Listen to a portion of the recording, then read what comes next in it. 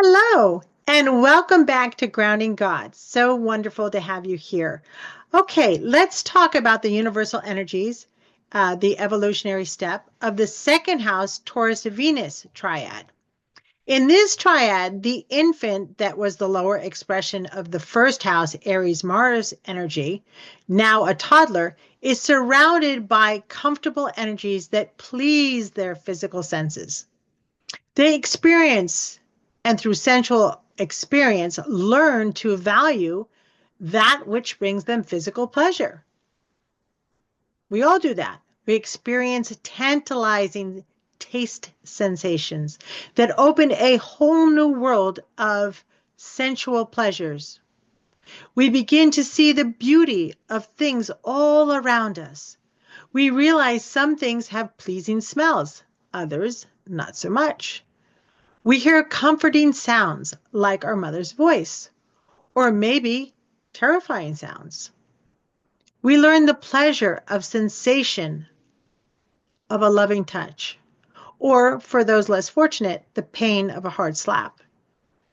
We learn to understand the world through what is being processed through our most physical senses from our immediate surrounding.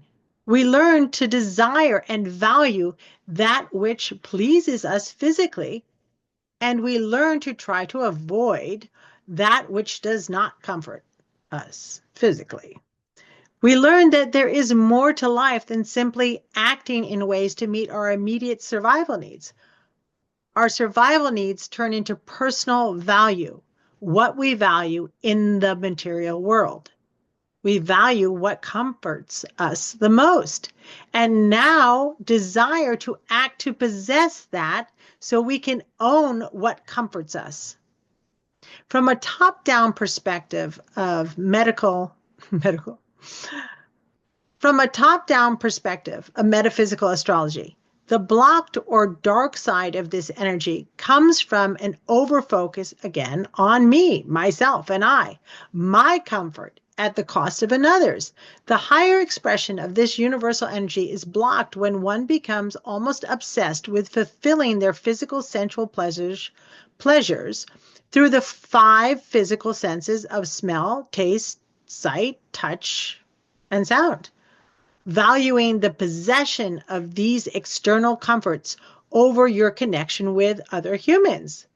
The light side or higher octave is expressed only when one is able to realize that there are more valuable things in life to aspire to than one's own physical comforts, one's own material possessions. There is more to life than accumulating material security, material comfort, primarily for yourself. One needs to break from the need to always be comfortable, especially at the expense of another's, especially the comfort of those closest to you. One needs to value other humans' comfort as much as their own, but they need to spend time learning what comforts these others. One cannot simply assume or impose what they value as comforting to be the same as what another values. One cannot simply impose their own ideas of physical and material comfort on others. They must stop being addicted to the fulfillment of their sensual pleasures and connect to what those around them are valuing. They need to connect to the higher energetic realms. One must do the opposite of grounding here. One must stop contently chewing their cud and must ascend.